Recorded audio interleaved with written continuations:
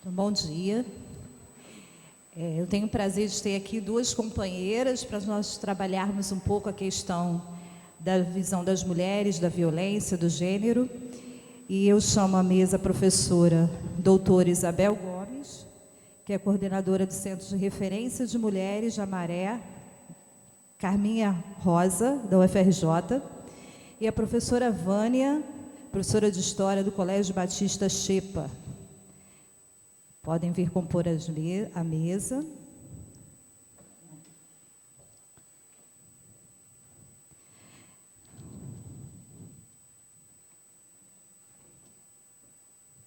Muito obrigada pela presença de vocês aqui hoje. Eu espero que nós tenhamos uma manhã bem agradável e que possa, na verdade, fazer com que nós reflitamos melhor sobre a questão do gênero, da condição feminina na nossa sociedade atual e principalmente sobre a questão da violência feminina, né? Bom, eu fiquei com a função de coordenar e comunicar, então eu vou começar a minha comunicação, né? A minha ideia hoje é pensar um pouco com vocês sobre o histórico da violência feminina na sociedade de uma maneira geral. De onde vem, né, toda essa concepção de violência acerca da mulher e como isso está ligado à nossa herança cultural, que é em grande parte medieval, né? Então, como eu sou doutora em Idade Média, não poderia deixar de puxar a brasa para minha sardinha, né? E tentar refletir um pouco de onde vêm essas raízes acerca da violência feminina. O meu interesse, basicamente, durante os meus trabalhos, é pensar a questão das leis. Me incomoda muito viver num país onde eu acho que as leis não funcionam muito, onde parece que nós temos muitas leis e elas parecem não funcionar de forma adequada, né? E aí isso me motivou a pensar como é que ao longo da história as leis têm sido produzidas e principalmente na Idade Média, como essa questão da produção das leis afeta a condição feminina. Então, a gente entende que a lei, ela sempre vem de uma demanda da sociedade, né? A lei, ela não é algo que paira acima da sociedade, ela é um produto da sociedade, né? Ela vem de uma necessidade que a sociedade tem de regular determinadas questões, né? E como é que a mulher, né, é vista na lei, né? Ao longo do processo histórico, como é que a mulher tem sido pensada na lei? Aliás, como é que começou a se pensar a questão das mulheres na história, né? Porque até mais ou menos a década de 60, não tinha mulher na história. Dentro do processo de construção histórica, sim. Na realidade histórica, entre aspas, sim. Mas no momento mesmo de pensar historiograficamente, ou seja, dos historiadores, dos sociólogos, dos filósofos pensarem a condição feminina, não acontecia. É como se a história fosse feita só de homens, né? Então, na década de 60, graças ao movimento feminista, você passa a ter, dentro das academias, uma reflexão mais específica sobre as mulheres. Tentar encontrar efetivamente quem são as mulheres que viveram ao longo da história e que atuaram na história. E que parecem não ter voz e parecem não ter vez, né? Então, a partir da década de 60, no meio acadêmico de uma maneira geral, as pessoas passam a refletir de uma forma mais efetiva sobre a história das mulheres, a construir o que seria a história das mulheres, né?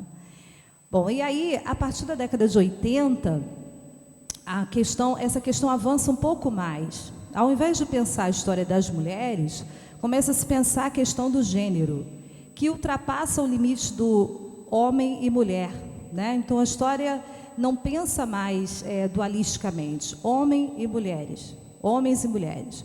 Pensa, como é que se constrói a noção de sexualidade numa sociedade e como é que se constrói o que seria o feminino e o que seria o masculino. Então, mais do que analisar a realidade, que o historiador já não consegue fazer mais, porque ele entende que não existe uma realidade tão absoluta que ele possa analisar, a ideia é pensar como é que a sociedade pensa a construção da sexualidade, como é que ela pensa o que é ser feminino e o que é ser masculino. E hoje em dia, na sociedade que nós vivemos, a questão do gênero é uma questão premente, porque você já não entende homens e mulheres da mesma forma como entendia há 20, 30 anos atrás, né? Então, os historiadores e intelectuais, de uma maneira geral, têm se debruçado sobre essa questão. E nós fazemos isso na tentativa de tentar entender melhor o que seria essa sociedade em que nós vivemos, que é uma sociedade extremamente heterogênea, é uma sociedade que não segue determinados padrões estabelecidos há 50 anos atrás e que se propõe a pensar de uma forma mais plural a questão da sexualidade. Bom, então, de onde vem, na verdade, todas essas ideias, né, todas essas concepções que nós temos sobre o masculino e o feminino? A nossa sociedade, apesar de nós estarmos em 2014, ela tem fortes raízes num período que foi do século V até o século XV. Ou seja, ela tem fortes raízes numa concepção de moral medieval, né? Então, é um período, a Idade Média, onde você tem muitas influências da religiosidade na maneira como as pessoas pensavam, na maneira como as pessoas viam o mundo. Porque era uma sociedade onde a igreja, e leia-se naquele momento a Igreja Católica, mas mais do que isso, o cristianismo, né, de certa forma determinava a maneira como as pessoas se organizavam, como elas pensavam. Tudo bem, não é uma coisa absoluta, não é pensar a igreja como um elemento dominador da sociedade, né? Como se fosse uma grande teoria da conspiração, não é isso. Mas nós sempre, quando organizamos sociedades, enquanto seres humanos, nós criamos pensamentos que nos norteiam, ideologias que nos norteiam. E o cristianismo foi uma ideologia forte, muito forte, durante o período medieval. E que, de certa forma, contribuiu para manter os grupos dominantes da sociedade, ou seja, o clero, né, os membros da igreja e a nobreza. Então, na Idade Média, a igreja passava uma visão tanto quanto negativa da mulher. A mulher era vista como um elemento originariamente pecaminoso, um elemento originariamente levado pela luxúria, pelos pecados de uma maneira geral. E aí, para tentar regular um pouco o comportamento desses seres que pareciam tão caóticos, que eram as mulheres, né, criou-se modelos explicativos, né? Modelos para tentar entender a mulher e para tentar torná-la mais dócil, mais fácil de conviver, de certa forma, mais fácil de ser dominada. Então, você tem 3 modelos que imperam na Idade Média. O modelo da Eva, o modelo da Maria Madalena e o modelo da Maria, a Virgem Maria, né? Então, vamos lá. Quem é a Eva? A Eva, tradicionalmente, na tradição bíblica, né, na literatura bíblica, ela é a primeira mulher. E, para a concepção medieval, ela representa justamente aquela que tem todos os pecados. Ela é aquela que é a mulher no seu estado mais natural. Ela é luxuriosa, ela é linguaruda, ela é fofoqueira, ela induz o homem ao pecado, porque foi ela que deu a bendita maçã, se é que era uma maçã, para o Adão, tá certo? Ele estava lá fazendo tudo certinho, foi ela que desviou ele do caminho, tá certo? Então, a Eva é aquilo que a mulher tem de mais primal, é aquilo que a mulher tem de mais lascivo possível, tá? E, bom, a mulher não pode ser só isso, né? Naturalmente, ela pode ser vista assim, mas tem que haver um caminho para esse ser tão complexo, esse ser, na verdade, tão pecaminoso. Tem que haver um caminho de redenção para esse ser. Qual seria o caminho de redenção? O arrependimento. Então, a melhor forma da mulher conseguir ser adequada para o seu grupo social, a melhor forma da mulher ser aceita por esse grupo é que ela se arrependa da sua natureza volúvel, da sua natureza luxuriosa, para se tornar arrependida dos seus pecados e chegar perto ao modelo da Maria Madalena, aquela que lavou os pés de Jesus. Então, Maria Madalena representa a mulher que conseguiu vencer a sua natureza mais ignóbil e se tornou, na verdade, uma mulher mais próxima daquilo que os homens esperavam dentro da sociedade. Tá? E aí, mas esse não é o caminho ideal. Ela se arrependeu, mas ela tem que chegar a um objetivo maior, que é a pureza da alma, a pureza do espírito. E isso só tendo como exemplo Maria, mãe de Jesus, a grande Virgem. Então, no século XII, vai haver uma difusão da cultura do culto mariano. É nesse momento que a figura da Virgem Maria se torna uma figura importante dentro da igreja. Até o século XII, Maria era mãe de Jesus, mas não tinha essa influência tão grande, né, na tradição religiosa. Vai ter a partir do século XII, porque é no século XII que os clérigos, os padres da igreja, se concentram em difundir esse modelo. Mulheres deixem de ser Eva, se arrependam como Maria Madalena e tornem-se puras como a Virgem Maria. Uma construção que vem do XII, mas que, de certa forma, ela ainda está meio presente na mentalidade das pessoas hoje, né? De certa forma, as mulheres ainda são entendidas como seres que não se entendem, não é? Então, é aquela coisa do tipo, um homem não consegue entender uma mulher, né? Ela é muito volúvel, ela muda de opinião o tempo inteiro. E na Idade Média eles até diziam que biologicamente, como as mulheres tinham muitos líquidos, né, como elas menstruavam e eram, na verdade, cheias de líquidos, né, orgânicos, elas eram mais lunáticas, elas eram mais inconsistentes, elas eram mais volúveis, né? E elas precisavam ser ordenadas, elas precisavam ser conduzidas, porque sozinhas elas eram caóticas. Por isso os homens eram necessários para a sua condução. As mulheres eram criadas dentro da parentela, sempre assessorada pelos pais, irmãos, primos, tios. Depois de uma determinada idade ela se casava e passava a tutela do pai, do marido, para depois, quando ficava viúva, passar a tutela novamente da sua parentela. Então, na prática, a mulher boa era a mulher custodiada, era a mulher tutelada, de alguma forma. Tá, e como é que esse pensamento vai parar na lei, né? Porque, veja bem, isso é um pensamento religioso, mas que tinha um reflexo social muito forte. Qual era esse reflexo? Na lei, a lei na Idade Média, a lei no século XIII, é uma lei que está sendo construída. Tá? O século XIII é um momento em que os reis medievais começam a criar os seus códigos de leis, tá? A fazer leis por escritos.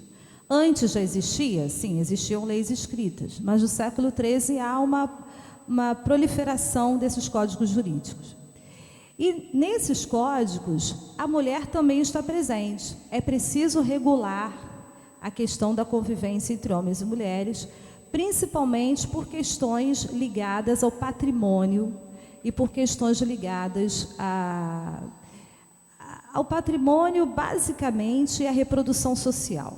Então, a mulher ela é entendida como elemento fundamental para a reprodução do corpo social.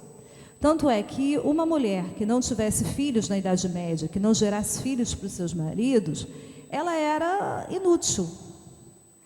Aliás, esse era um dos motivos pelos quais um casamento poderia ser finalizado. Vocês sabem que divórcio da Idade Média não era uma coisa comum, nem frequente, né? Não era fácil de conseguir o divórcio, como hoje em dia. Eu não quero mais viver com ele, eu me divorcio dele. Na Idade Média, não. O casamento era feito pela igreja e só a igreja é que permitia o divórcio. Um dos motivos pelos quais o divórcio poderia acontecer era no caso da mulher ser estéril, da mulher não gerar filhos. Então, gerar filhos era a função primordial de todas as mulheres na sociedade, tá? Ela nascia, crescia para gerar filhos, para reproduzir a sociedade. Na medida em que ela não faz isso, ela é considerada um objeto inútil. Então, as leis medievais, de uma maneira geral, elas preservam as mulheres não pelas próprias mulheres, mas pela preservação do ordenamento e da reprodução da sociedade. Quer ver um exemplo? Tem um código de leis do século XIII chamado Fuero Real. É um código escrito em Castela, que é um reino que compõe a atual Espanha, e foi feita por um rei chamado Afonso X. E dentro desse código se estabelece o seguinte: se um homem raptar uma mulher, uma donzela, tá, ele pode ser morto por isso. Ou seja, tem a pena de morte para quem raptar uma donzela. Por que o rapto da donzela é tão importante? Porque a donzela é aquela que vai gerar o filho. É aquela que é virgem e vai gerar o filho para o seu marido. A partir do momento em que ela deixa de ser donzela, nada garante que o filho que vai ser gerado ali vai ser de fato do seu marido. Tá? Por isso é uma pena tão grave raptar uma donzela.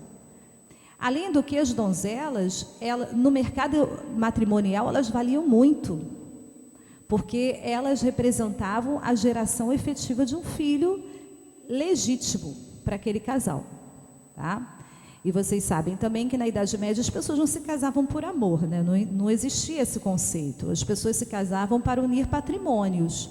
Era o patrimônio de uma família com o patrimônio de outra família. Tá? Então, consequentemente, você tinha que ter um herdeiro que fosse legítimo, até para garantir que a parentela do marido, do futuro marido, teria a legitimidade do seu herdeiro. Tá? No caso, se houvesse o rapto de uma mulher casada, bom, já não é tão grave assim, porque essa mulher, ela já se casou, né? Ela já gerou filhos, provavelmente. Mas tem um problema.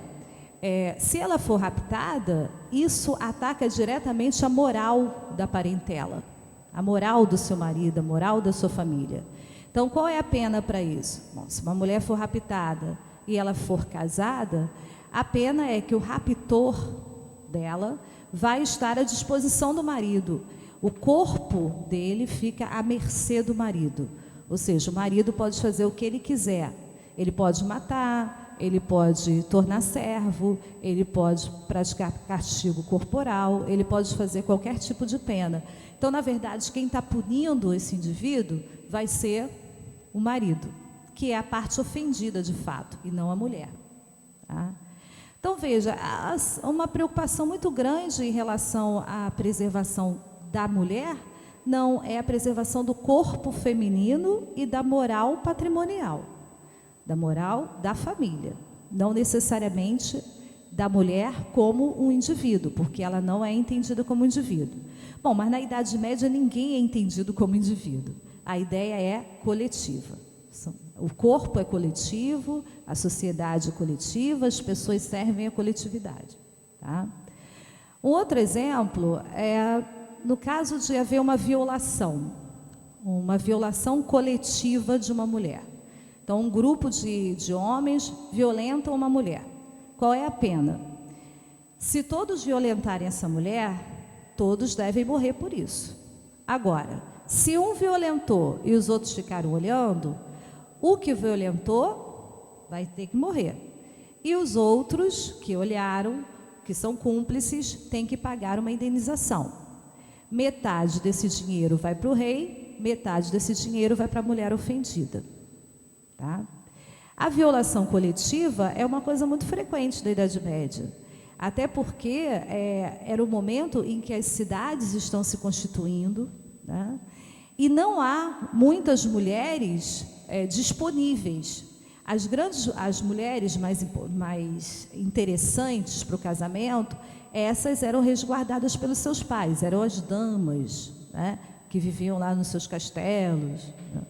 O restante das mulheres que vivia lá no cotidiano das cidades, enfim, elas não tinham tanta proteção e, consequentemente, elas eram vítimas mais frequentes de violação. Então, o que eu queria pensar com vocês hoje é como, na verdade, lá na Idade Média, você tem determinados aspectos morais que vão, de certa forma, sendo reproduzidos na nossa sociedade hoje, mesmo que nós não tenhamos tanta consciência disso, tá? E aí, para ir fechando já, por exemplo, vocês sabem que no Brasil os padrões morais ainda se preservam de alguma forma, aqueles padrões morais medievais. Isso você percebe pelas próprias leis, né, que existem em relação ao elemento feminino. E a mulher, ela só foi reconhecida na lei brasileira em 1934, desculpa, foi a Constituição na época do presidente Getúlio Vargas. É o primeiro momento em que a mulher ela é entendida como igual. Ora, no século XX, né? 1934.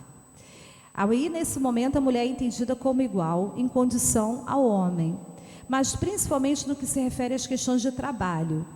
Não poderia haver distinção de pagamentos de salários para homens e mulheres pela lei. As mulheres não poderiam trabalhar em condições insalubres, né? E, além disso, elas teriam algum tipo de assistência quando elas estivessem gestantes, tá? Então, é o primeiro momento em que a lei vai, de alguma forma, regular algo sobre a mulher no Brasil. Para vocês terem uma ideia, o crime de adultério, que é algo que vem lá da Idade Média, na Idade Média funcionava assim. Claro que o adultério vai ser culpa da mulher, não vai ser culpa do homem, tá? Ela era penalizada e às vezes poderia ser penalizada com a morte, caso o marido considerasse que seria adequado que fosse assim. Quando a gente fala isso, também a gente tem que ter um cuidado, né? Essa é a lei, eu não sei como funcionava na prática, eu não estava lá para ver, né? E também não tenho processos que de alguma forma comprovem isso, porque no século XIII você ainda não tem processos, tá? Mas a teoria é essa. O adultério era um crime efetivamente feminino, que poderia ser punido, e o era, pelo marido, tá? Sabe quando o adultério deixou de ser um crime feminino no Brasil? Sabe quando? Alguém tem alguma ideia? 2005. 2005, o adultério feminino deixou de ser crime no Brasil. Ora, veja como nós somos medievais, na verdade. Então tem aqui, ó, Lei 11.106 de 2005. Alterava o decreto que apontava o crime de adultério, que só valia contra a mulher. É o fim do termo como mulher honesta e mulher virgem, que tinha na lei anterior, que anulava delitos femininos. Também foi extinto o crime de sedução e definidas punições para abuso sexual e tráfico de pessoas, só em 2005, tá? Em 2006, a Lei 11.340 estabeleceu a Lei contra a Violência Doméstica, conhecida como a Lei Maria da Penha. Foi um dos passos mais importantes em relação à proteção da mulher, né? Que estabelecia a prisão de homens agressores, a proibição de penas como o pagamento de cestas básicas, o aumento do tempo máximo de detenção de 1 para 3 anos, no caso do agressor, a saída do agressor da residência da família e a proibição da sua aproximação de mulheres agredidas e dos filhos. Então, olha como nós ainda somos medievais, né? A questão da violência contra a mulher é algo que a sociedade convive há muito tempo, né? E a sociedade brasileira ainda mais, porque a nossa sociedade é uma sociedade marcada por um pensamento ainda muito patrimonial, eu acho, muito machista em alguns momentos, tá? Nós ainda temos que caminhar muito nisso. Por exemplo, agora em 2012, foi aprovada a Lei 12.737, que foi a lei chamada nudez não autorizada, que aconteceu por causa daquela atriz, Caroline Dickman, que teve as suas fotos violadas, né, quando ela levou o computador para ser consertado, a pessoa que consertou o computador roubou as suas fotos e expôs, né? Então, é conhecida como a Lei Carolina Dickman, penaliza a pessoa que obtiver informações do seu computador sem autorização.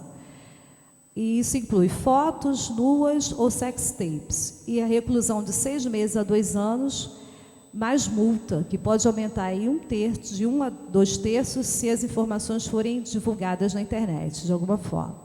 Essa lei não é especificamente feminina, é uma lei para qualquer pessoa, tá? Mas que surgiu de uma demanda feminina, no sentido de que a atriz é que teve a sua intimidade violada de alguma forma.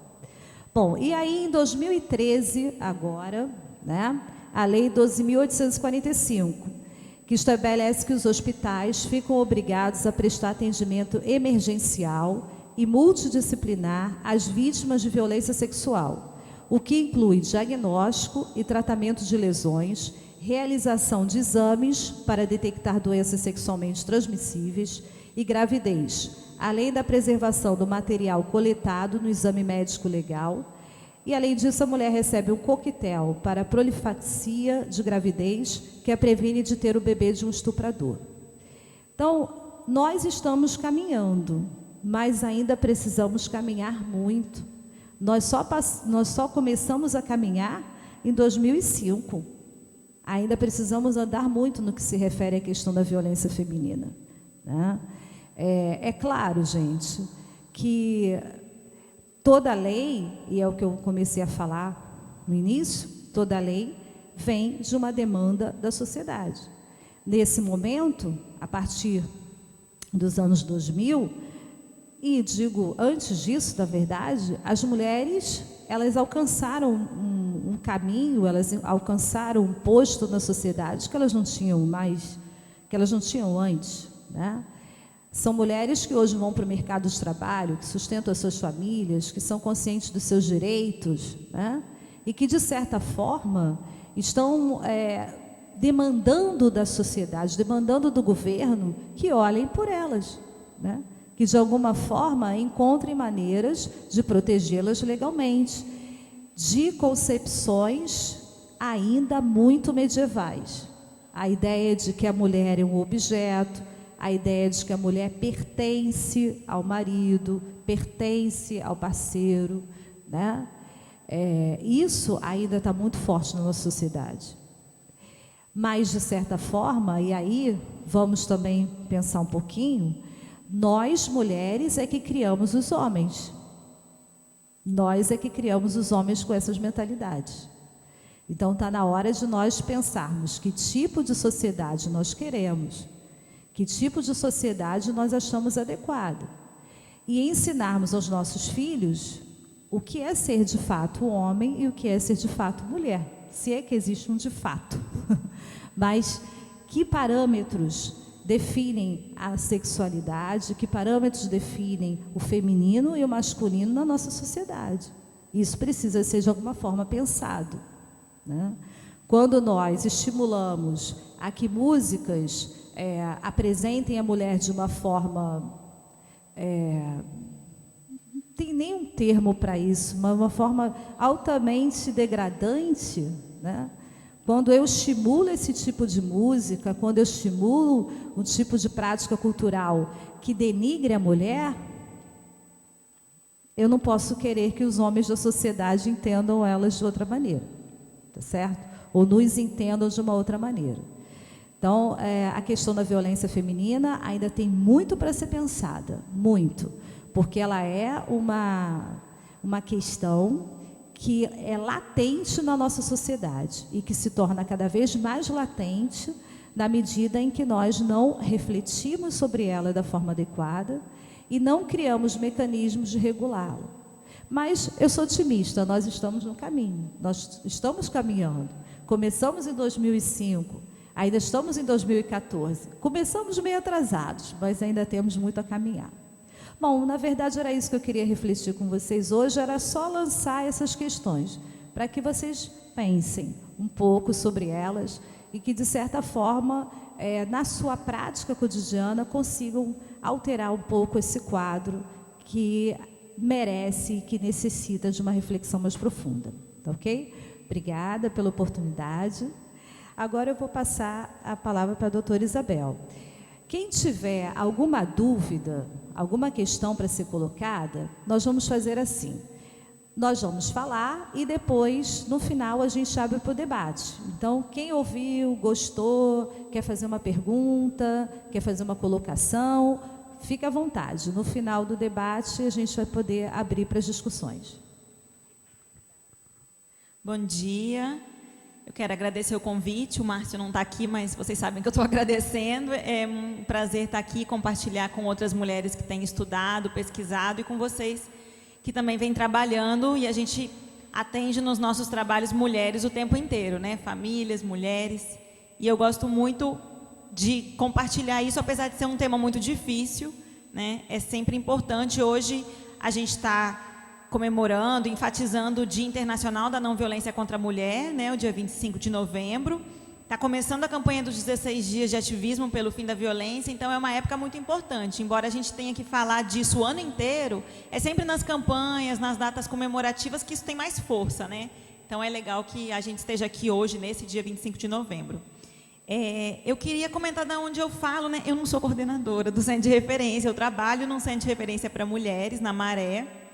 Eu sou assistente social, e então eu venho dessa experiência de atender mulheres em situação de violência, de trabalhar com prevenção, com curso, mas também acompanhar casos de violência doméstica, de violência de gênero contra a mulher. E eu estudei nos últimos anos, na pós-graduação, os crimes de feminicídio, né, os assassinatos de mulheres.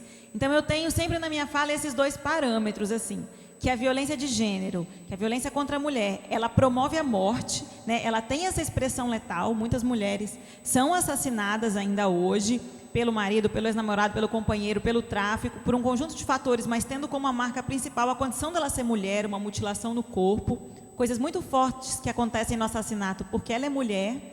E então eu tenho esse parâmetro, esse alerta, né? As mulheres podem ser assassinadas porque são mulheres. Mas também tem um outro parâmetro de que é possível a gente acompanhar casos de mulheres que vão superar a situação de violência, que vão conseguir viver uma vida, né, em condições de direitos. Então fica aí, de lá e de cá. A prevenção, a atenção a essas mulheres, mas também ter sempre esse alerta de que a violência contra a mulher é muito grave. E o que eu queria compartilhar um pouquinho com vocês agora de manhã seriam 2 pontos para pensar. Alguns elementos para o reconhecimento do fenômeno, né? Eu acho que, como é bom a gente ouvir a história, a gente já ouviu alguma coisa que nos mostra que o que está arraigado hoje, que tem coisas tão fortes hoje, elas têm uma história, têm um passado, e a gente precisa olhar para ele para entender o que a gente reproduz hoje. Então tem alguns elementos que ajudam a gente reconhecer a violência, e depois comentar um pouquinho da rede especializada, que eu imagino que seja o que vocês trabalham, ou a rede não especializada, também de enfrentamento da violência. E eu penso que quanto mais a gente se aprofunda nesse tema, mais a gente vai tirando da gente os nossos preconceitos, o nosso julgamento moral e o nosso próprio desconhecimento de alguma coisa que às vezes a gente não sabe o que fazer. Quando a gente se depara com uma mulher em situação de violência, no lugar onde a gente trabalha, ou na nossa família, ou na nossa igreja, na nossa rede social, é muito angustiante, porque a gente está às vezes ouvindo um relato de alguma coisa que é muito grave. E é mais angustiante porque muitas vezes, na maioria das vezes, a violência não se resolve da forma como a gente gostaria, nem no tempo que a gente gostaria, né? Todo aquele processo de ida e volta, no caso da violência doméstica, a mulher que não separa do marido, a mulher que continua, às vezes separou de um agressor, começa um outro relacionamento, está com outro agressor. Então é muito angustiante para a gente, enquanto pessoa, enquanto profissional, trabalhar com isso, porque a gente está diante de situações de violação de direitos humanos e está diante de situações que não se resolvem ali na hora, não se resolvem com um encaminhamento, não se resolvem com uma intervenção profissional. Então a gente fica muito angustiada. E eu queria conversar um pouquinho com vocês sobre isso. E eu acredito que um dos primeiros elementos para a gente reconhecer a violência contra a mulher, para a gente entender a gravidade, a intensidade com que ela acontece, é a gente reconhecer que o patriarcado existe na realidade. Se a gente tenta entender de uma maneira individualizada a violência contra a mulher, fica muito difícil, fica muito moralizadora, fica muito responsabilizadora da mulher, né? A mulher como responsável pela violência que sofreu. Quando a gente reconhece que a gente ainda vive num esquema de dominação e exploração sobre as mulheres, que as mulheres ainda são vistas como ou não sujeitos em algum momento, ou como sujeitos de menor valor, ou como mercadoria, ou como objeto, ou como coisa a ser usada, a ser traficada, a ser explorada, a ser utilizada sexualmente, a gente reconhece que tem alguma coisa maior que a gente precisa enfrentar, que é o que a gente pode chamar, inclusive, de sistema patriarcal. O sistema patriarcal, a gente pode fazer uma relação com o capitalismo. A gente não enxerga o capitalismo na nossa frente, mas a gente vê as expressões dele, né? Existem as classes sociais, existe o consumo, existe uma produção de miséria para que poucas pessoas acumulem. Então, a gente sabe da existência desse sistema capitalista que molda e produz e reproduz as nossas vidas. O patriarcado é assim. A gente não enxerga ele como estrutura, mas a gente sabe das suas expressões. E a gente entende, eu partilho de uma concepção que a gente ainda vive numa sociedade patriarcal. Muita gente fala que o patriarcado não existe mais porque ele é um modelo familiar. Então ele é uma coisa nem da Idade Média, ele é uma coisa da antiguidade, né, quando tinha a figura dos patriarcas. Mas não é verdade quando a gente entende o patriarcado como um sistema, como uma estrutura que modela a nossa vida, o nosso comportamento cotidiano, como um sistema que explica por que as mulheres, nós que educamos as crianças, reproduzimos isso. Não é por uma mera vontade, porque eu gosto de ser assim, é um aprendizado, é toda uma estrutura que nos forma assim. Assim como nos forma pessoas para consumir o sistema capitalista, o patriarcado nos forma ainda para tratar diferente homens e mulheres e diferente pensando a desigualdade, não só diferenças que existem, mas que isso gera desigualdade. Então, o patriarcado ele não é um modelo familiar que ele precisa da existência de um homem dentro de casa, que ele precisa dessa figura do patriarca na família. Hoje, os dados do IBGE mostram que as mulheres no Brasil já são responsáveis por quase 40% das famílias. Quantas mulheres chefes de família a gente conhece? Então, a gente não está falando de um sistema, de um modelo familiar. A gente está falando de um sistema estrutural que domina e explora as mulheres. É importante pensar nisso, porque senão a gente pensa, não, o patriarcado não tem mais, é uma coisa antiga. Na verdade, a gente está falando de um esquema atual. Além disso, a gente precisa pensar que o patriarcado tem trânsitos, tem deslocamentos possíveis. O que eu quero dizer? Porque muita gente fala assim, mas patriarcado não, patriarcado no Brasil, que tem uma mulher como presidente, patriarcado no Brasil, que as mulheres dirigem ônibus, as mulheres são presidente de empresa, né? A gente está numa reunião cheia de mulheres, então isso não tem patriarcado, isso é coisa do passado.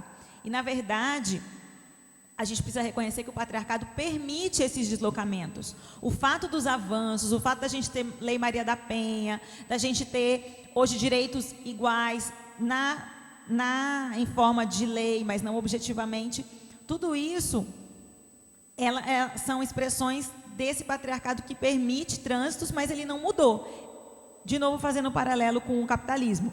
No capitalismo, a gente tem mudança de classe social. Aqui não é um sistema de castas, né? As pessoas podem enriquecer, podem ganhar mais dinheiro, as pessoas podem consumir. Isso não quer dizer que o capitalismo não exista. Então, no patriarcado, as mulheres podem avançar, mas isso não quer dizer que o sistema seja eliminado.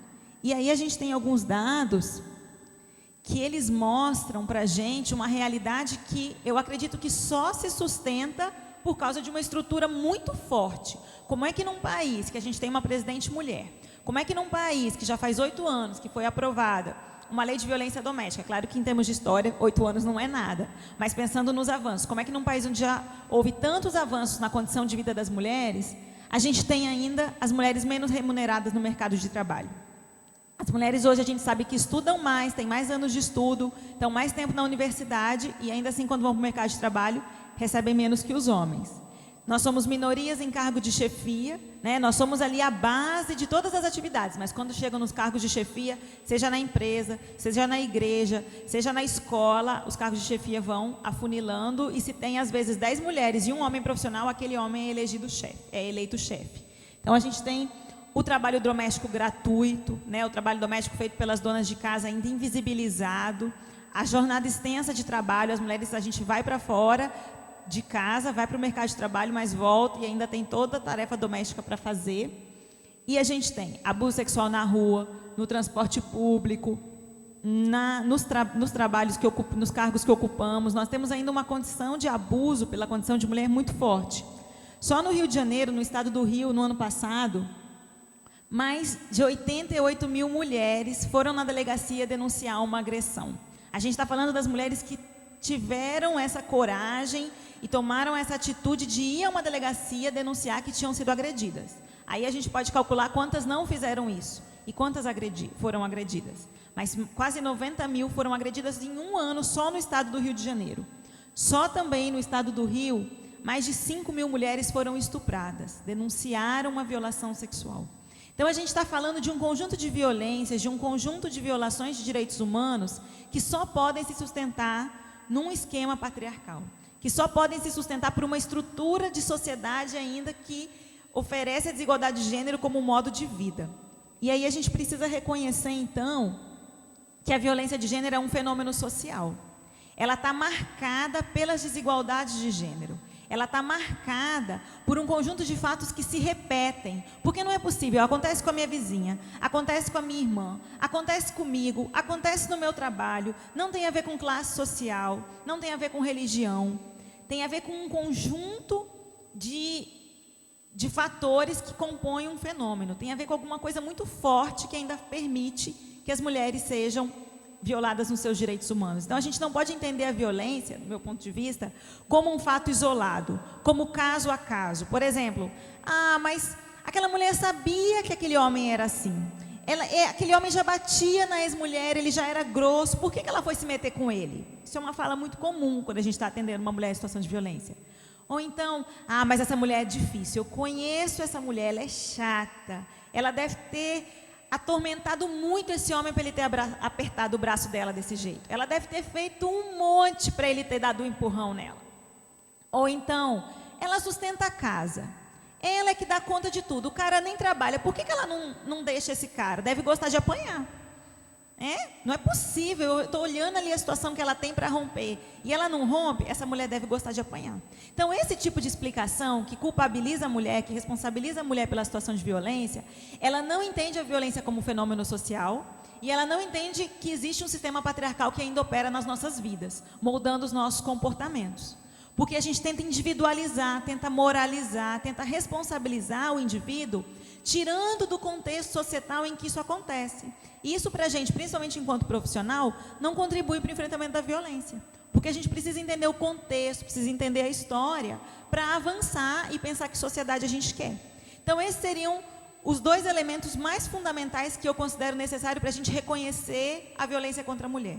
Reconhecer a existência do patriarcado e reconhecer que a violência é um fenômeno social. Além disso, a gente pode pensar em elementos menores, que esses sim aparecem no cotidiano e que são um alerta para a gente. O amor pelo agressor. Muitas vezes aquele mesmo homem que agride é o homem que faz carinho, é o homem que trata com palavras bonitas, é o patrão que oferece um salário maior. Então, as práticas de violência, elas são contraditórias, elas não são absolutas, né? A gente vive numa sociedade com uma concepção muito maniqueísta do bem e do mal. Então tem aquele bonzinho e aquele mal que só faz o bem ou só faz o mal. As novelas marcam muito a gente por isso, né? Aquele personagem que só é capaz de fazer alguma coisa ruim e aquela que só faz coisas boas. E o ser humano não é assim. O ser humano tem práticas contraditórias.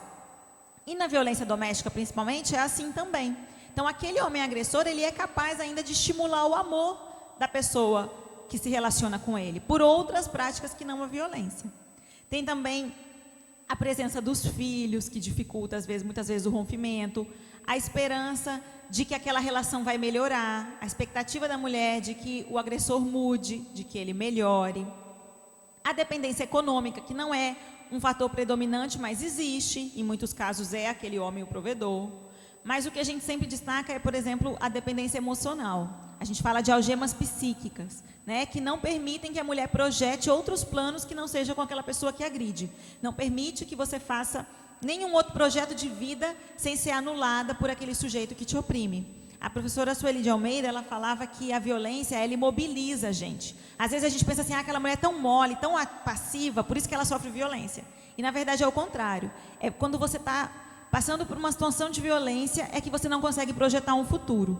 Quando você está numa situação ruim, num relacionamento ruim, e está insatisfeita, você sai, você procura outra, né? Procura as amigas, procura a família e projeta outra coisa, numa relação ruim. Quando você está numa situação de violência, que você ouve todo dia que você não presta para nada, que você não tem valor, que ninguém aguenta você, que você é feia, que você engordou, quando você fica ouvindo, e muitas vezes recebendo agressões físicas, sexuais, quando você é desvalorizada enquanto sujeito, você fica completamente anulada. E é por isso que situações como essa de violência, seja física, psicológica, moral, patrimonial, precisam de um apoio profissional. Precisam de uma rede familiar, mas muito mais de uma rede do Estado, uma rede pública que funcione. Porque a situação de violência imobiliza a vítima, paralisa. E a gente precisa enfrentar isso porque ela tem solução, não é que não tenha solução.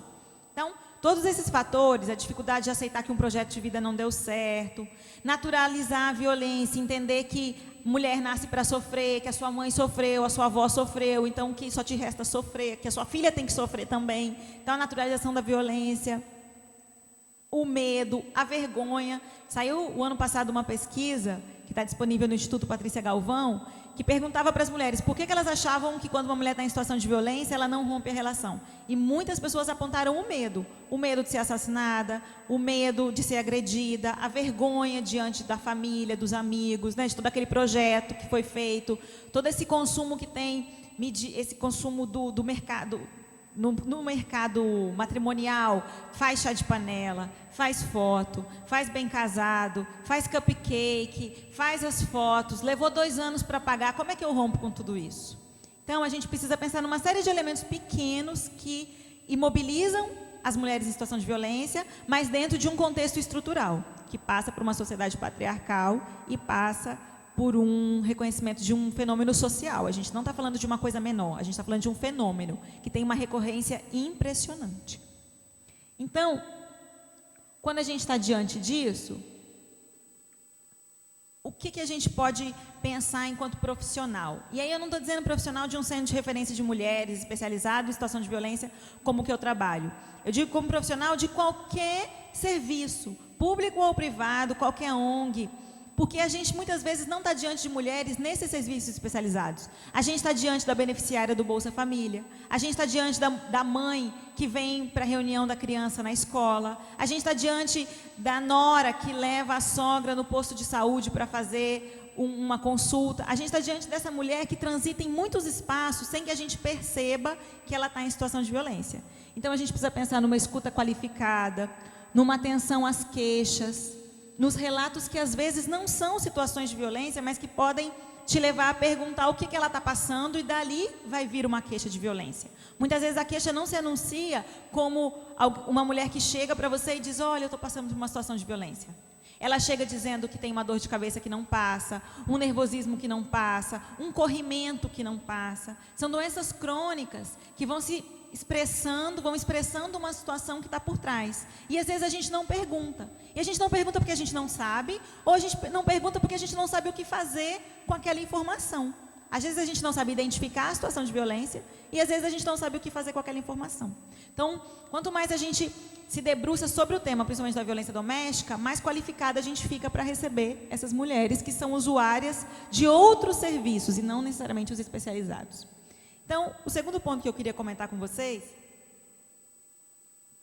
tem a ver justamente com esses serviços. As políticas para as mulheres no Brasil, elas aumentaram consideravelmente a partir de 2003. Né? Nos últimos 10 anos, a gente teve muitos avanços com a criação da Secretaria de Política para as Mulheres. Hoje, no Rio, tem uma subsecretaria estadual de políticas para as mulheres. Tem uma secretaria municipal de políticas para as mulheres. E o que isso significa? Significa que tem funcionários, não muitos, mas tem algum tipo de recursos humanos que está pensando políticas para as mulheres cariocas e para as mulheres fluminenses. Significa que tem recursos, ou deveria ter recursos, para pensar a execução de serviços, para pensar o planejamento de atividades. Então, significa um conjunto de políticas e de programas que vão ser direcionados para as mulheres, para reconhecer o enfrentamento dessa sociedade patriarcal. Então, que a gente tem de encaminhamentos possíveis para a situação de violência? Tem uma lista aqui que eu posso disponibilizar depois, eu trouxe os folders também do Centro de Referência, que atrás tem alguns telefones, que falam de serviços especializados e não especializados. Então, eu trouxe aqui para vocês os especializados, os centros de referência. A gente tem só 5 centros de referência na cidade do Rio de Janeiro, o que dificulta o nosso encaminhamento, porque às vezes fica inviável que uma mulher se desloque para Maré, se desloque para o centro da cidade para ser atendida. Os centros de referência, eles são espaços privilegiados de acompanhamento de violência de gênero, porque eles têm uma equipe multidisciplinar, tem todo um programa voltado para o acompanhamento dos casos de violência, tem toda uma programação de cursos de prevenção, de cursos de geração de renda. Então, é um espaço pensado para enfrentar a violência contra a mulher. Mas, às vezes, a gente não vai contar com esse recurso. A gente vai contar com o CRAS e com o CREAS da nossa região, do nosso território. E ali também tem uma equipe multidisciplinar. E ali também tem profissionais que têm condição de acompanhar essas mulheres. Qual é, às vezes, a questão com a política de assistência social? A política de assistência, ela prioriza a família. Ela tem um foco na família. As políticas para as mulheres têm o foco na mulher. E muitas vezes essa mulher, ela fica ali absorvida enquanto mãe, enquanto nora, enquanto esposa, e ela não é vista como uma mulher que sofre violência dentro daquela família que a assistência quer proteger. Então, a gente tem um nó aí para enfrentar enquanto profissional. Mas quando a gente começa a observar aquilo que é inerente à situação de mulher como sujeito, para além da sua condição parental e de rede familiar, a gente fica mais atento mesmo trabalhando num CRAS e num CREAS. Mas se você trabalha num lugar que tem possibilidade de encaminhamento, os centros de referência são um lugar possível para atendimento da mulher em situação de violência. A gente tem 3 DEANs, delegacias especializadas, o que é um avanço, é uma conquista, mas a gente precisa lembrar. Todas as mulheres em situação de violência têm o direito de registrarem a sua queixa em qualquer delegacia.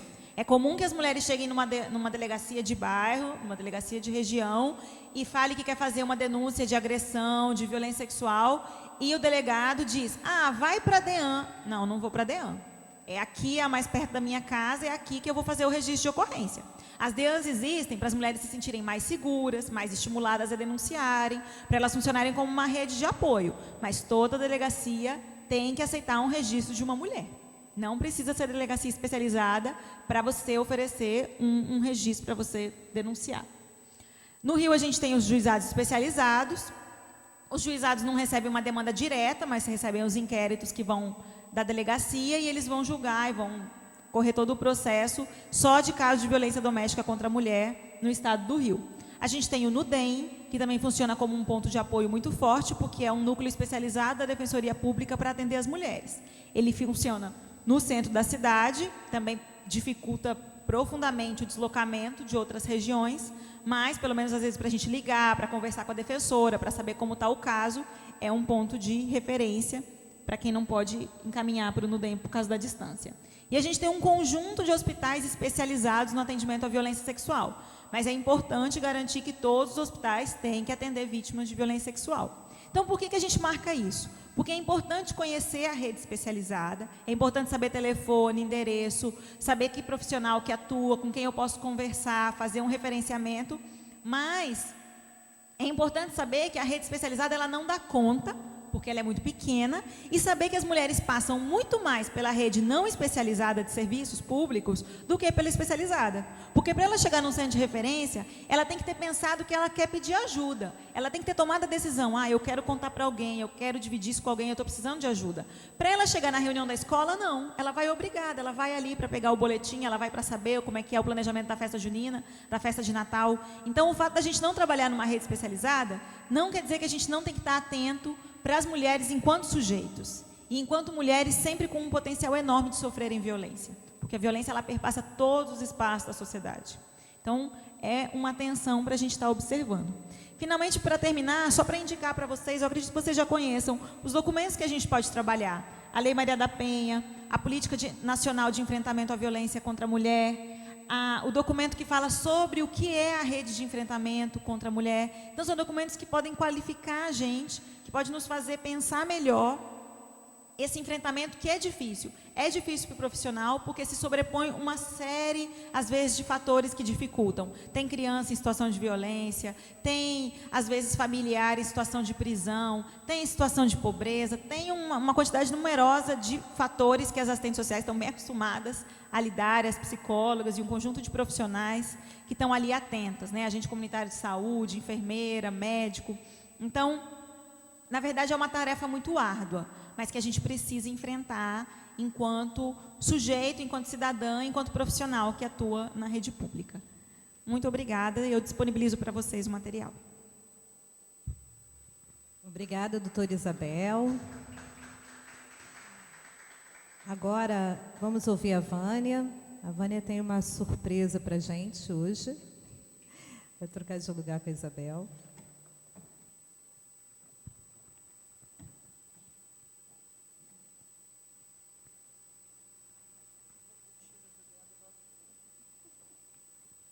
Justiça?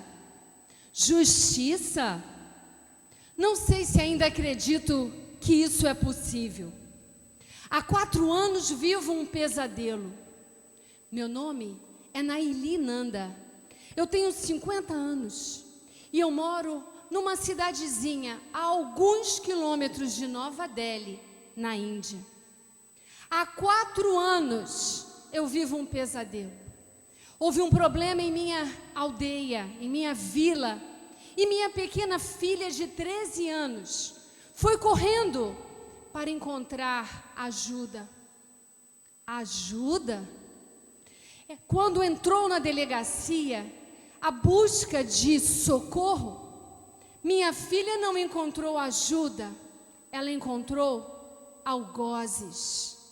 Minha pequena menina, minha princesa de 13 anos, foi brutalmente, violentamente abusada e morta por 4 policiais que deveriam ajudá-la, acudi-la, acolhê-la, mas que, ao contrário, entregaram a ela a sua própria morte. Há 4 anos busco nos tribunais por justiça, mas aqueles 4 policiais, lembrem-se, estou falando do meu país, da Índia, aqueles 4 policiais continuam com suas vidas, correndo normalmente, oferecendo justiça para aqueles que chegam até ali. Alguns de nossa vila dizem pelos cantos que minha filha encontrou o que procurou. Quem mandou essa menina de 13 anos entrar sozinha num mundo de homens, numa delegacia? Quanta ironia, quanta maldade, quanto tempo, quanto dinheiro, quantas lágrimas eu vou e volto dos tribunais. E até hoje não consegui nada, mas eu não desisto. Eu não desisto porque aqueles homens precisam ter o que merecem. E eu continuo batendo a porta da justiça. Essa é uma história real. Aconteceu realmente na Índia. E após essa história e tantas outras histórias, a Índia tem sido marcada pelos estupros coletivos, e acredito que todos ouviram falar sobre aquele estupro coletivo dentro de um ônibus, em que até o motorista do ônibus esteve envolvido. E graças a alguns movimentos de mulheres indianas, de organizações indianas, de instituições e organizações internacionais que pressionaram o governo indiano, isso está começando a mudar na Índia. Essa foto não é da Índia, é do Iraque. O Iraque é o 2º lugar em violência contra a mulher no mundo, por uma questão envolvendo a guerra, envolvendo o movimento talibã, um movimento extremamente reacionário. Mas o país que hoje ocupa o 1º lugar na violência contra a mulher é o Egito.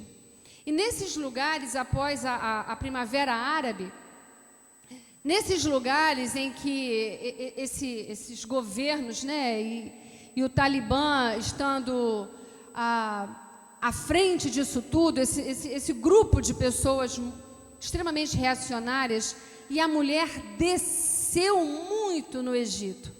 Alguns anos atrás eu convivi com uma egípcia e ela era arquiteta, e mesmo vivendo no Canadá, um país ocidental, lá ela não tinha o direito de exercer a profissão, porque o marido não queria que ela se relacionasse com outros homens. Então ela trabalhava vendendo linha de telefone numa empresa onde ela ficava restrita a um cubículo, ligando para as pessoas, oferecendo linha telefônica.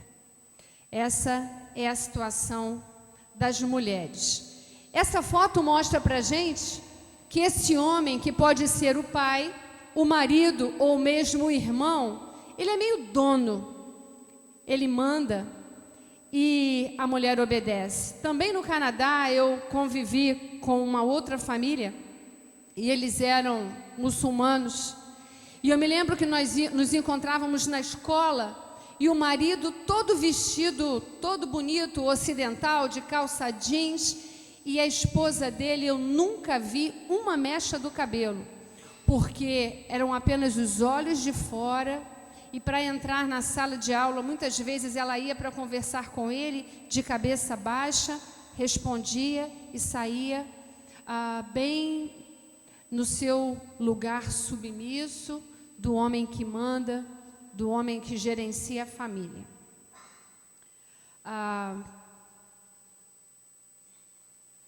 Eu falei que algumas medidas foram tomadas na Índia. E eu tenho aqui duas fotos de duas coisas interessantes que a Índia está conseguindo executar.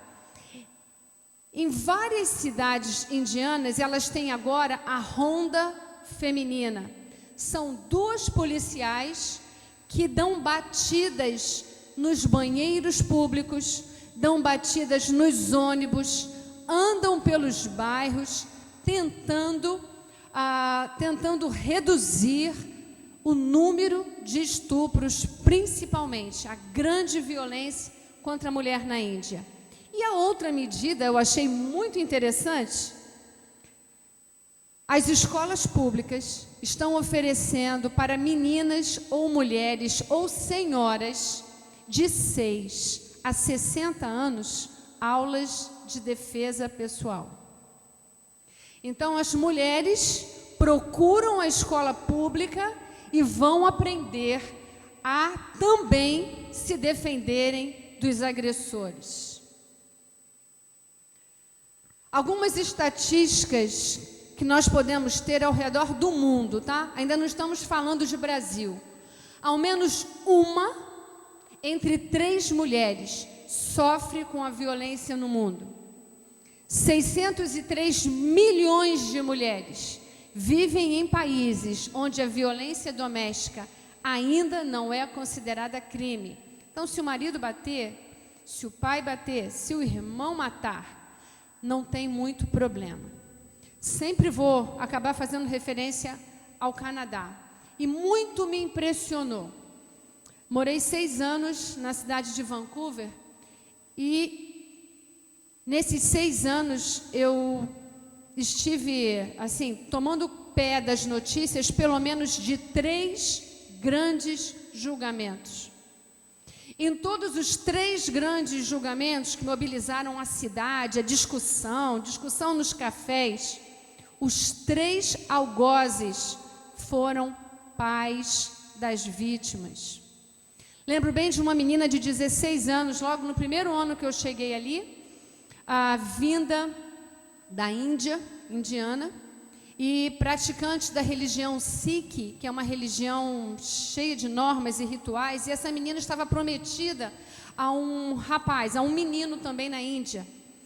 E quando entrou no ensino médio, o coração bateu, se apaixonou, a família disse que não podia e ela insistiu. O pai trocou, botou para morar na casa da tia. Resumindo a história, um dia o pai pegou essa menina na casa da irmã dele e disse assim: não, ela vai voltar para casa.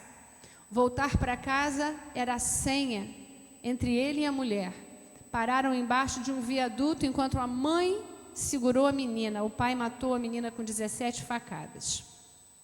Porque ela queria amar. Saiu daquele país onde vivia, daquela estrutura que vivia, veio para um país ocidental e foi colocada dentro de uma escola ocidental, mas amarrada às tradições da religião e da cultura dela.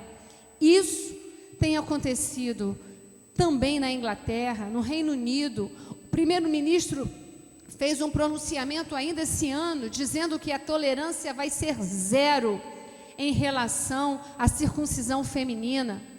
Uma prática que a gente ouve falar em alguns países, mas com toda essa mudança, essa migração, pessoas que vêm daqui, mudam para lá, refugiados estão praticando dentro da Inglaterra hoje a mutilação dos genitais, a mutilação feminina. E o primeiro-ministro foi incisivo quando ele falou: a tolerância aqui dentro do nosso país vai ser zero. Então, para a gente perceber como a violência contra a mulher, ela extrapola o nosso bairro, ela extrapola a nossa família, ela está em toda parte. E tenho aqui mais algumas estatísticas para que a gente possa lembrar e conhecer um pouquinho. Em cada 4 mulheres, uma experimenta violência física ou sexual durante a gravidez. É forte. Mais de 60 milhões de meninas no mundo casam antes dos 18 anos de idade. 18 anos de idade para a gente nem assusta muito. Mas se nós formos para alguns países, nós vamos encontrar meninas casadas com 9 anos, sendo mães com 10 anos, 11 anos já estão com 2 filhos, 15 anos já tem 5 filhos, ou mais. Então, a infância que é interrompida para surgir a mulher, e aquela mulher que vai pertencer a esse homem, não apenas como marido, mas como dono também. Temos aí medo, violência, vergonha, humilhação, estupro, discriminação, preconceito, agressão. Tudo isso, dor. De acordo com o Banco Mundial, mulheres entre 15 e 44 anos são mais vulneráveis à violência doméstica, preste atenção, mais vulneráveis à violência doméstica do que? E ao estupro, do que? Ao câncer, acidentes automobilísticos, guerra ou malária. Falando de mundo ainda, década de 90 trouxe para a gente uma novidade em termos de guerras. Com o renascimento, se eu posso falar assim, das guerras étnicas, né? Etnia contra etnia, e a gente teve ali na década de 90 muito forte as guerras na ex-Iugoslávia, e também na África, em Ruanda, onde o estupro voltou à cena como arma de guerra. Então, se uma etnia quer destruir a outra, estupra as mulheres, as meninas, faz a mistura, termina com aquela raça pura. Então, para a gente lembrar aí que a coisa está feia. E mesmo assim, as mulheres ainda são mais vulneráveis ao estupro do que uma situação de guerra, né? Estão mais vulneráveis. Entrando no Brasil, né? O que está acontecendo no Brasil? Como é que isso funciona no Brasil? A gente fala tanto em Lei Maria da Penha, e antes da gente entrar na Lei Maria da Penha, eu queria ver com vocês isso aqui, ó, o ciclo da violência. Todo mundo já ouviu falar no ciclo da violência. Tem a explosão, que é a fase violenta, com xingamento, surra. E aí a mulher determinada, ela fala: vou denunciar. Aí quando ela vai sair, que ela pega a bolsa, ele já mudou. E aí ele vem arrependido, com um pedido de desculpa: meu amor, passei dos limites, não sou assim.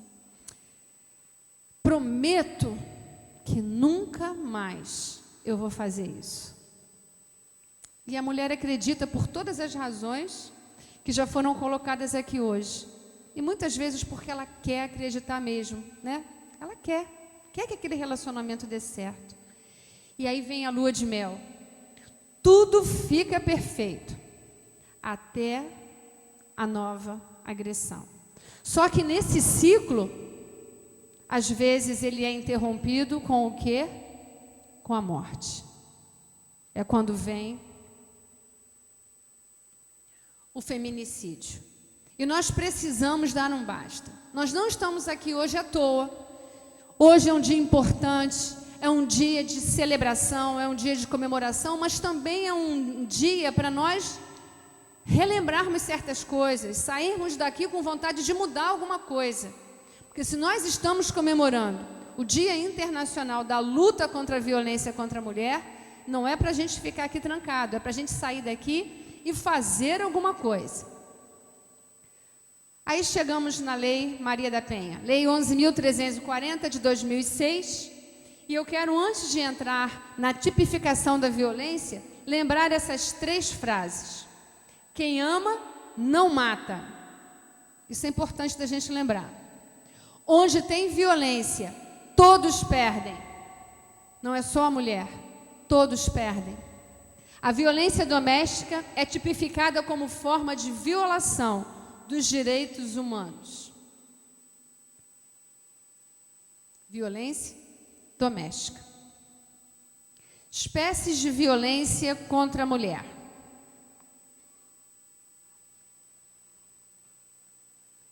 A primeira violência que a Lei Maria da Penha faz a tipificação, ou seja, define, é a violência física.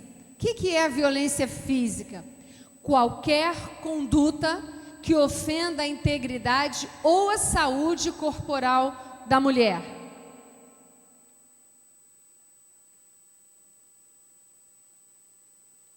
E aí vem o lembrete: disfarçar não é a solução. Não adianta fingir que não está acontecendo, não adianta passar a maquiagem para que outras pessoas não comentem, não perguntem, porque o silêncio é cúmplice da violência. A agressão pode ser física, ela pode ser psicológica, e o que fica para a gente é: não se cale, denuncie. E aí tem o lembrete do telefone, né, do número 180. A segunda violência que é colocada na Lei Maria da Penha, tipificada na lei, diz sobre violência psicológica. E muitas vezes nós passamos por cima dessa. Não deixa muitas marcas, as marcas não deixam muitas marcas, não. As marcas não são aparentes, então ninguém enxerga. Olha só o que diz: qualquer conduta que cause dano emocional e diminuição da autoestima. Como é que a gente se vê? Não sirvo para nada, mereço. Diminuição da autoestima à mulher, ou que lhe prejudique e perturbe o pleno desenvolvimento, ou que vise degradar ou controlar suas ações, comportamentos, crenças. Não, você não vai para aquela igreja, não, você não pode pensar dessa maneira, tem que pensar como eu penso. Decisões, mediante ameaça, constrangimento, humilhação, manipulação, isolamento. Não vai ver ninguém, vai sair de casa, só quando eu deixar. Vigilância constante, perseguição contumaz, não dá paz, é perseguição o tempo inteiro. E com o celular agora está mais difícil, está mais fácil, né? Perseguir. Insulto, chantagem, ridicularização. Você é ridícula, você acha que alguém vai te querer? Melhor ficar comigo mesmo. Você não sabe fazer nada, você é feia, gorda, horrorosa. Quantas vezes, não é? Exploração e limitação do direito de ir e vir, ou qualquer outro meio que lhe cause prejuízo à saúde psicológica e à autodeterminação. Aí a gente tem o olhar, né, de quem está sofrendo violência psicológica. xingamento, colocar para baixo, humilhar. E essa imagem lembra bastante para a gente. A terceira é a violência sexual. Qualquer conduta que constranja a mulher a presenciar. E aí eu destaquei essa parte da frase. A manter ou a participar de relação sexual não desejada. Em alguns lugares do mundo existe uma campanha, eu realmente não sei se existe aqui no Brasil, em que as mulheres estão tatuando no corpo, às vezes com rena para sair depois, às vezes permanente, que elas colocam assim: não significa não, fazendo referência à violência sexual.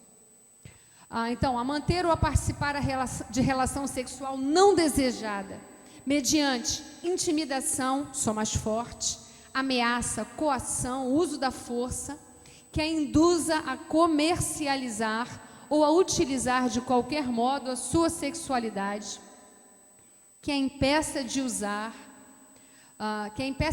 qualquer método contraceptivo ou que a force ao matrimônio, à gravidez, ao aborto ou à prostituição, mediante coação, chantagem, suborno ou manipulação, ou que limite ou anule o exercício de seus direitos sexuais e reprodutivos.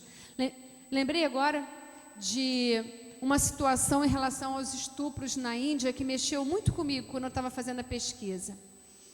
Quando o estupro é em meninas muito novinhas, 9, 10, 11 anos, o agressor, ele pode procurar a família e ficar com a menina para ele. Em vez de ser preso, ele casa com a menina. Já pensou o que é a vida dessa criança, que agora pertence ao agressor e vai passar o resto da vida com ele? É muito difícil, é muito sério.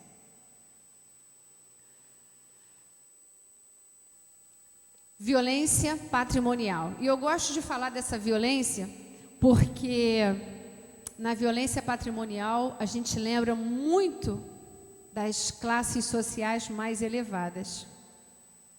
Vocês têm ideia de quantas mulheres vivem presas a casamentos porque elas não querem perder o seu padrão de vida? Não é só pobre que faz isso, não. Muita gente rica está preocupada com isso e se submete. Homens grosseiros, homens que exploram, homens que fazem todos os tipos de violência, mas que elas continuam ali, porque não têm condições de se manter ou porque não querem. Acham que vale a pena, acham que os filhos não merecem viver num padrão de vida menor, então também se sacrificam por isso. Então a gente tem aí, na violência patrimonial, qualquer conduta que configure retenção, subtração, destruição parcial ou total de objetos pertencentes à mulher, instrumentos de trabalho, documentos pessoais, bens, valores e direitos ou recursos econômicos, incluindo os destinados a satisfazer as suas necessidades. Quanta coisa engloba a violência patrimonial. Não pode destruir aquilo que não lhe pertence. Então, seja irmão, pai, marido, chefe, ele não pode tomar, ele não pode destruir aquilo que é da mulher. Agarrando a mulher pelos cabelos e tomando dinheiro. E alguns nem trabalham, né? É a mulher que sustenta, chega em casa e ele ainda toma o dinheiro. Temos ainda a violência moral. Qualquer conduta que configure calúnia, difamação ou injúria. É quando você deixa o outro desesperado, porque não tem como se defender. Pensem o que é colocar uma coisa na internet. Como é que a gente tira depois? Todo mundo já viu. A exposição. Quando a gente fala mal de alguém, né? Quando o homem, principalmente, ele difama, ele calunia. E aí a gente, não, eu não sou isso. Mas aí a fama já se espalhou. É o desespero de não poder retirar e anular e apagar a calúnia e a difamação. Então, essa também é uma violência tipificada pela Lei Maria da Penha, a violência moral. Lei Maria da Penha, o que a gente tem para fazer com ela?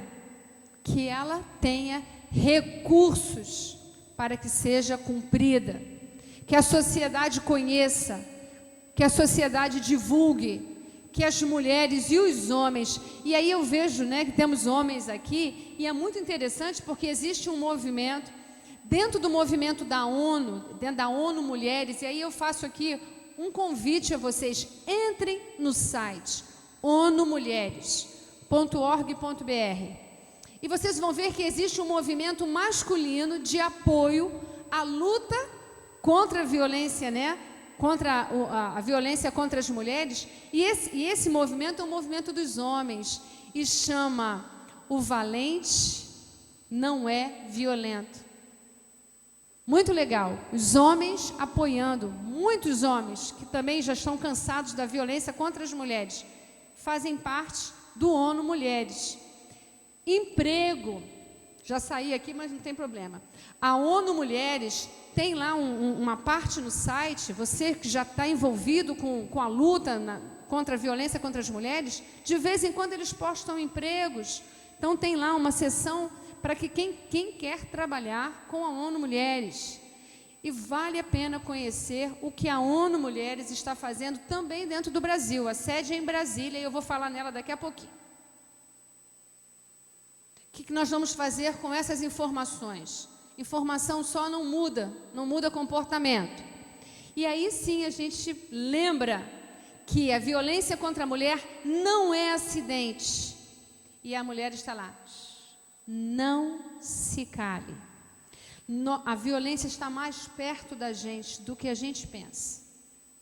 São muitas pessoas com a boquinha fechada, muitas pessoas com os olhos querendo gritar, mas que não têm a coragem de denunciar, a coragem de falar. E quando a gente começa a perceber, a violência está muito perto. E a gente às vezes se surpreende. Meu Deus, era assim mesmo? E aí eu vou contar uma história muito rápida. Tem uma amiga, curso superior, funcionária do Banco do Nordeste, locada em Aracaju, né? Falando com ela esse ano, falei, Lília, tudo bem por aí? Não, Vânia, me separei. Mandei Nicolai, ela era casada com um russo, mandei ele embora. O que aconteceu? Menina, eu sofria violência doméstica e nem eu sabia. Foram as palavras dela. Não foi falta. Um dia, ela se deu conta que coisas que aconteciam dentro da casa dela, que eu também não sei, ela não me contou. E que ela entrava nos indicadores, ela era um dígito na violência familiar, na violência doméstica, e ela mesma não tinha consciência disso. Então, para a gente perceber que com essa tipificação das violências, muitas vezes ela está muito mais perto da casa da gente do que o que a gente pensa. Quem bate na mulher machuca a família inteira. E aí eu vou falar muito rapidamente sobre o olhar dos filhos. É aquela criança que a mãe pensa que não está vendo, mas está ouvindo e está percebendo. E está trazendo um peso sobre ela, sobre a sua vida. E há muitos relatos de que aquele menino que presencia a agressão é o futuro agressor. Então precisamos estar muito atentos também a essa conceituação, né? Quem bate na mulher machuca a família inteira. Exija seus direitos, está na Lei Maria da Penha. Dia 25 de novembro, Dia Internacional, né, da Não Violência contra a Mulher, e são celebrações no mundo inteiro. E eu queria terminar falando do Dia Laranja. Já ouviram falar no Dia Laranja? Alguém aqui já ouviu falar no Dia Laranja? Então, fechando essa parte, eu gostaria que vocês mais uma vez entrassem lá no ONU Mulher. Esse Dia Laranja foi instituído já há muito tempo atrás.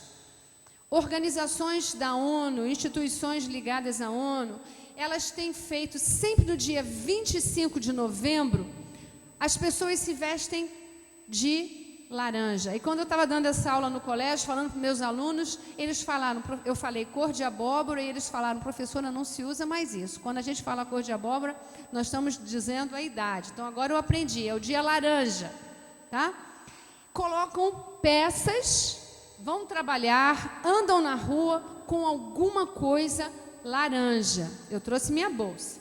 Então olha só, para mostrar, para falar, para mostrar ao mundo, né? Em alguns lugares as pessoas já ficam esperando e um número grande de pessoas já está fazendo isso também. Aqui no Brasil, começamos há pouco tempo com isso. Se vocês forem pesquisar, a Casa da ONU Mulheres em Brasília está toda iluminada de laranja. E eles vão fazer, ano passado, o secretário-geral da ONU, ele teve uma ideia. Por que a gente faz uma vez por ano só? Durante o ano, são 12 vezes o dia 25. Então, do ano passado para cá, eles estenderam o dia laranja. O dia laranja é o dia 25 de todos os meses. Então, agora elas vão de laranja trabalhar. Eles também colocam gravata laranja, colocam algum acessório laranja para dizer que também estão engajados no processo da não violência contra a mulher. E agora eles também estão estendendo o prazo. Aqui no Brasil começou no Dia da Consciência Negra e vai até o dia 10 de dezembro. São atividades diferentes, lembrando a população, lembrando as mulheres, lembrando aos homens que não está certo, que precisamos dar um basta na violência contra a mulher. Então, assim, são festividades, são palestras, são encontros, marcando o dia 25 de cada mês, ou, de uma forma mais forte, o dia 25 de novembro, que é o que nós estamos fazendo aqui. Basta de violência, mais uma vez. Quebre o ciclo, denuncie a violência contra a mulher. E aí eu termino mesmo com as palavras do secretário-geral da ONU, o Ban Ki-moon. Ele diz assim, ele fez um documento falando sobre o dia 25 de novembro, e no finalzinho ele falava isso. Dou as boas-vindas às vozes em coro que clamam pelo fim da violência, que atinge uma entre 3 mulheres. Minha palavra de louvor aos líderes que têm elaborado leis que abordam o tema e atuado como agentes de mudança de comportamento. Eu também homenageio todos os heróis ao redor do mundo, os quais auxiliam as vítimas no processo de cura e as conduzem no processo de se tornarem também agentes de mudança. Que sejamos agentes de mudança.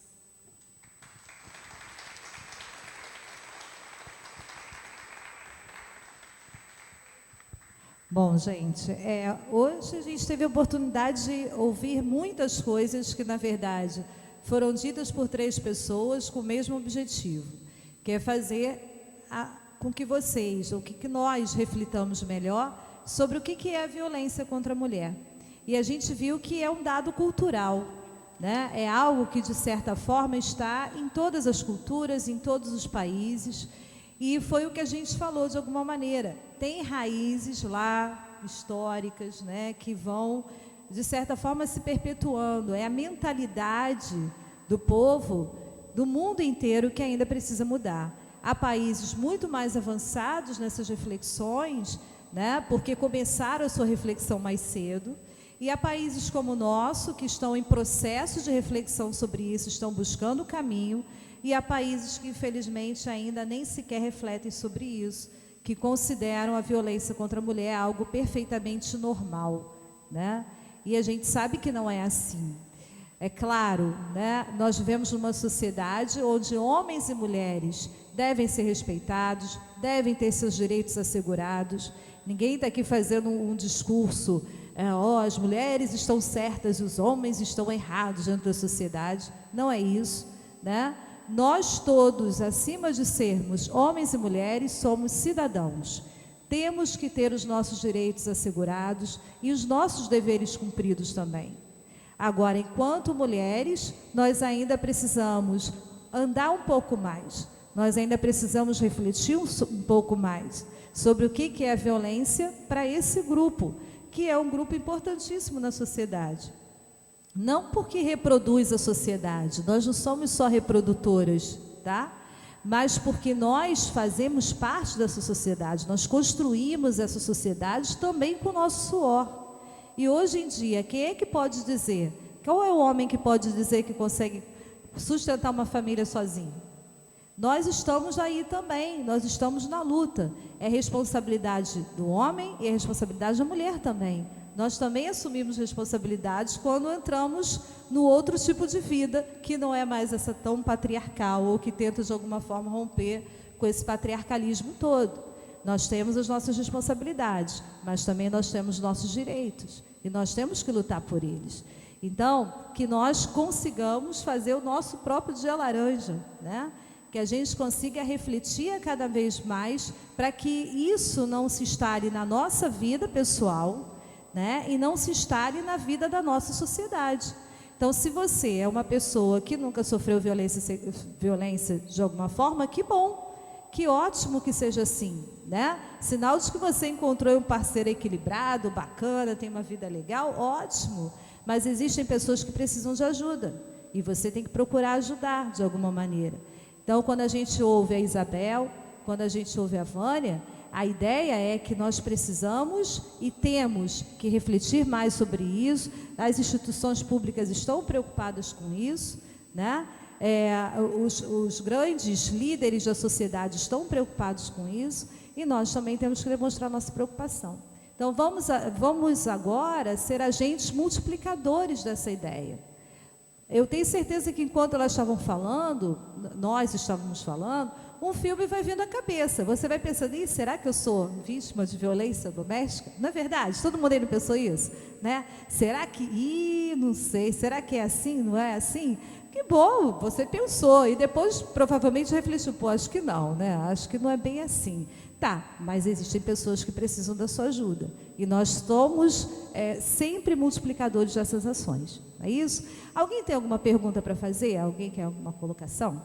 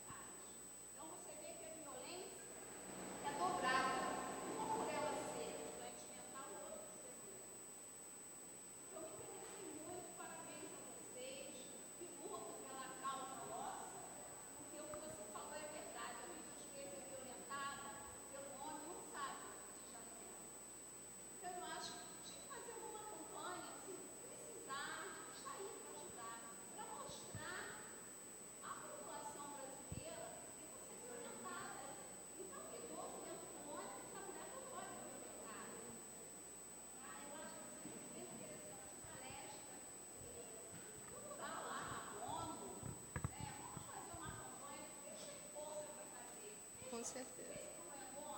É verdade.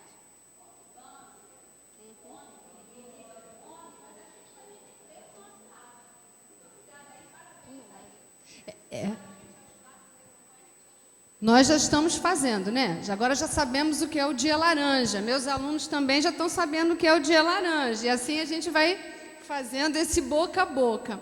Agora, como a sede é em Brasília, e foi em Brasília que eles fizeram a iluminação, eu acredito que lá já esteja começando a ficar mais divulgado. Mas vai chegar aqui e nós vamos ser agentes de divulgação do Dia Laranja.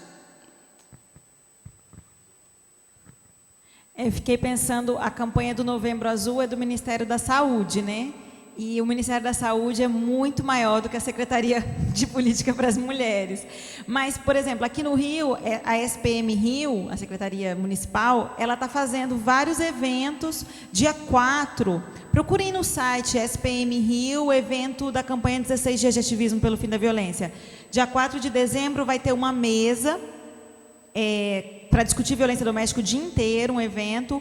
No dia 4 também se cruzou um evento na Escola de Magistratura, lá na 1º de março, na Emerge, no Tribunal, sobre feminicídio. Então, dia 4 tem esses 2 eventos. E vou aproveitar e fazer propaganda que o Centro de Referência de Mulheres da Maré, dia 3, na Universidade Federal do Rio de Janeiro, na Praia Vermelha, em Botafogo, vai fazer um evento sobre movimentos sociais e violência contra a mulher.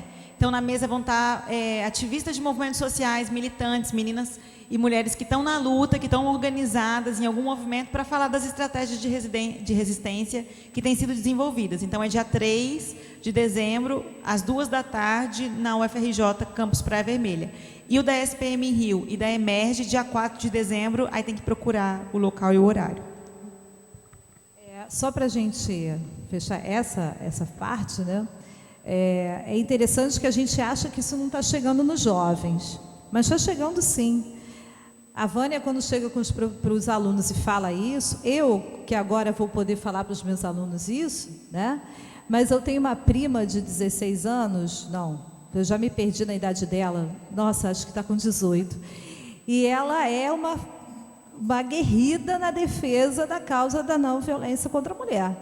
O Facebook dela é cheio disso, né? E eu já fico, e aí eu de brincadeira já falo assim: e aí, Bianca, já vai mudar o mundo? Já está na hora de mudar o mundo? Porque ela é extremamente aguerrida. Então tem um grupo de meninas muito forte refletindo sobre isso, e é muito bom ver que essa meninada, essa garotada, né, tá vindo com uma cabeça muito diferente, né? Tá cônscia dos seus direitos, cônscia de ser cidadão, né, no sentido mais pleno. Então, aos poucos, nós conseguimos, é o que a gente estava falando, no fundo, quem cria, quem reproduz essa cultura somos nós, né? A cultura está aí, mas ela precisa ser mudada, e quem precisa mudá-la? Somos nós. É um pouquinho aqui, é um pouquinho ali, é uma mudança numa postura aqui e outra ali, que vai fazendo com que as sociedades mudem e reflitam na lei, né, de uma maneira mais madura sobre motivos, sobre causas, né, que podem gerar a violência e como pode, de alguma forma, contê-la, né? Então, nós estamos aí na luta para isso. Isso que você falou é muito importante, né? Muitas campanhas sempre enfatizam só as mulheres com olho roxo, só figuras, e a Vânia trouxe outras figuras para a gente conseguir imaginar, porque às vezes é só a figura da surra, do espancamento, e na verdade tem outras violências que são muito naturalizadas, né? O controle, a menina vai na casa da amiga, volta, o namorado está bravo, ela já volta naquela tensão. A mulher vai na igreja, volta da igreja, o marido já está nervoso.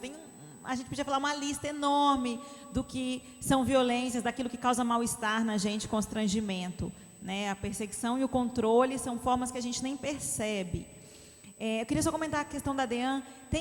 A Secretaria de Política para as Mulheres fez uma norma técnica de referência para as DEANs. E tem uma parte que fala só da estrutura, da importância de ter sigilo, de ter um espaço adequado de acolhimento, separado do espaço da recepção, onde outras pessoas passam, separado do espaço de atendimento individual, onde a mulher vai falar e vai prestar, né, o seu depoimento. Tem toda uma preocupação para que o homem não encontre, o denunciado não encontre com a mulher que foi denunciar, mas infelizmente isso não é cumprido. No Rio de Janeiro tem uma rede que chama Rede Capital, que uma vez por mês todos os serviços especializados de violência contra a mulher, eles se reúnem. Então o profissional do centro de referência, o NUDEM, o juizado, e sempre tem representantes da DEAN. Então eu vou até comentar com a coordenadora do centro de referência se apareceu esse tema da estrutura, porque é importante a gente falar, reclamar na própria delegacia, na ouvidoria da polícia, porque tem uma norma técnica adequada para pensar o funcionamento da delegacia, e não é esse, né, sem o sigilo, sem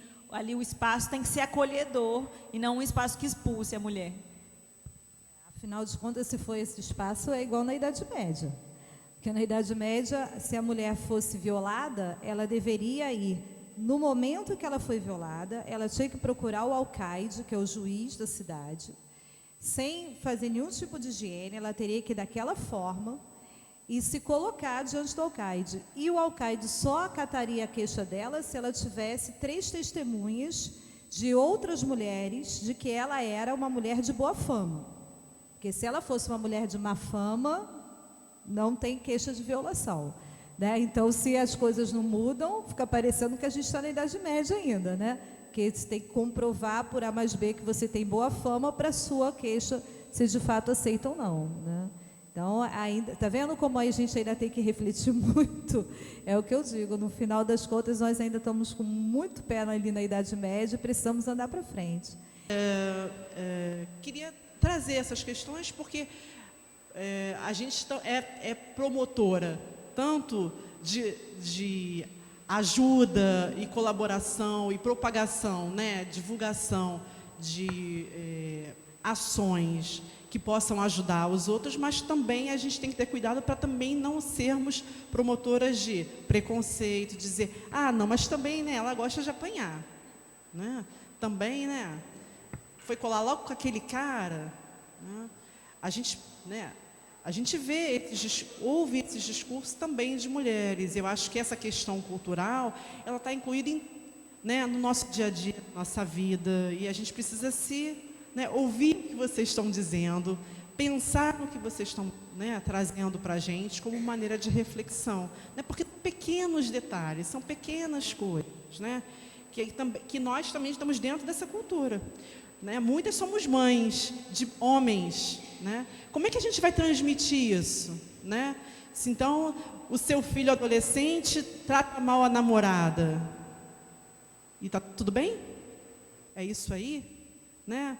Estou pensando aqui em situações que a gente ouve no dia a dia, na clínica, né, no trabalho, nas conversas, um pouco para a gente refletir do nosso lugar, né? Então, queria trazer isso só como questões, não tem nada muito elaborado, mas só como questões assim, que me acometeram aqui, ouvindo vocês, ouvindo os colegas aqui. Bom. Eu acho que é importante mesmo você pontuar todas essas coisas que a gente também foi pontuando aqui, mas eu acho que mais importante ainda é a gente refletir sobre a criança que está vendo aquela violência, né? Que está aprendendo não a ser somente violento, né? Porque se você também permite que o seu filho trate mal a namorada, né? É normal, né? Faz parte, né? Mas também o quanto a criança às vezes fica acuada diante dessa violência toda, né? Então, quando a criança experimenta um ambiente de violência, ela tanto pode se tornar a agressora, quanto ela pode se tornar a vítima constante, né? Você que é psicóloga entende bem isso, né? Ela vai ter uma autoestima muito baixa e ela vai considerar normal ser alvo de violência. Aí ela é alvo de violência do pai, depois ela vai ser alvo de violência do marido, depois ela vai ser alvo de violência da sociedade de uma maneira geral, porque ela vai se colocar sempre numa posição da vítima que merece aquela violência de alguma maneira, né? Então, a questão da violência é algo que está muito entranhado na nossa sociedade, com a qual a gente realmente precisa aprender a lidar. E esses espaços são excelentes para a gente refletir sobre isso, e outros espaços que existem também como objeto de reflexão, porque é refletindo, né, aos pouquinhos, né, como dizia o Weber, como dizia o Durkheim, né, aos poucos as sociedades vão sendo alteradas muito lentamente, mas há uma alteração. Então a gente tem que apostar nisso, né? A mentalidade vai mudar, a gente tem que lutar para que essa mentalidade mude a cada momento. Bom, mais alguém tem alguma questão? Então, gente, foi um prazer estar aqui com vocês. Eu agradeço muito as minhas companheiras. Foi uma manhã, acho, muito agradável, né? E o bom é que a gente não ensaiou nada disso. A coisa saiu muito tranquilamente e foi muito bom porque a gente integrou bem as 3 falas. Então, muito obrigada por vocês terem vindo e reproduzam essa ideia aí para frente, né? Levem o que vocês ouviram aqui para o seu marido, para os seus pais, para os seus filhos, para os vizinhos, né? Porque de alguma maneira aí a gente faz com que esse dia laranja aconteça de fato, né? Obrigada, bom dia.